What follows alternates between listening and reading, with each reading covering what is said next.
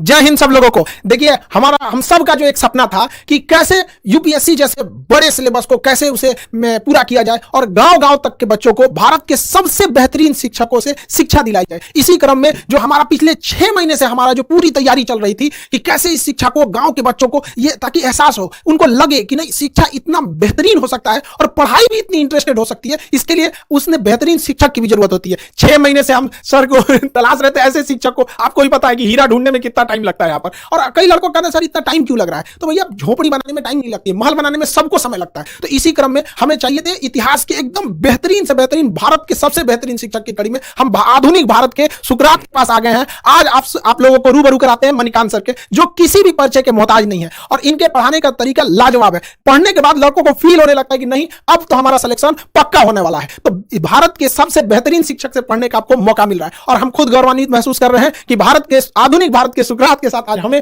यहां मौका मिल रहा है। आप लोगों को भी यह मौका मिलेगा और आप लोग समझेंगे कि कैसे भारत का अब निर्माण होगा, क्योंकि जो विशाल अखंड भारत की जो परिकल्पना थी वो जैसे हमारा उस समय अखंड भारत चाणक्य जैसे विद्वानों से बना था, उसी तरह अब हमें आगे बढ़ना पड़ेगा हम सब लोग को। उस समय एक चंद्रगुप्त मौर्य ने देश को जोड़ा था, लेकिन आज हजारों चंद्रगुप्त मौर्य की जरूरत पड़ेगी। और इसी सिलसिले में इतिहास पढ़ाने के साथ साथ इतिहास रचने वाले मणिकांत सर से आप रूबरू हुई और समझिए कि कैसे कैसे आगे चीजें चलेंगी। Sir thank you very much Khan साहब। पहली बात तो मैं खान साहब को बहुत बहुत इस बात के लिए धन्यवाद और ज्ञापित करना चाहूँगा कि इन्होंने इतना बड़ा मिशन शुरू किया है।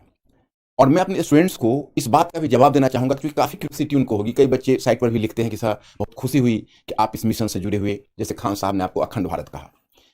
मैं आपको इस बात का अभी मैं आपके साथ कुछ शेयर करना चाहता हूँ, क्योंकि मेरे स्टूडेंट्स मेरा अपना मानना है और जो खान साहब का भी मैं देख रहा हूँ, इनका भी यह प्रिंसिपल रहा है कि मैनेजमेंट और स्टूडेंट्स के बीच, टीचर्स और स्टूडेंट्स के बीच कंप्लीट ट्रांसपेरेंसी होनी चाहिए।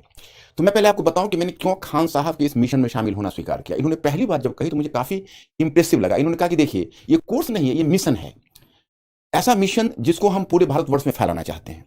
और ये पिछले 20 ईयर से मैं सोच रहा था। अब देखिए इन्होंने एक बात कही तो मेरे रोंगटे खड़े हो गए, क्योंकि मैंने आज तक कभी इस पर सोचा भी नहीं था। मैं पिछले 30 वर्षों से इस फील्ड में हूँ। इतनी कम उम्र में ये आइडिया इनके दिमाग में कैसे आया? इन्होंने कहा कि अभी लगभग 5 लाख बच्चे यूपीएससी में अपेयर होते हैं और हम उसके नंबर्स को 20 लाख अगर कर दें तो क्वालिटी ऑफ स्टूडेंट्स बदल जाएगा, कंपोजिशन ऑफ स्टूडेंट्स बदल जाएगा और रूरल अर्बन का डिवाइड भी समाप्त हो जाएगा जो यूपीएससी में बना हुआ। ये मुझे बहुत अपीलिंग लगी। मुझे लगा कि भाई इनमें इतना जज्बा है। 5 लाख से 20 लाख, 15 लाख का एडिशंस।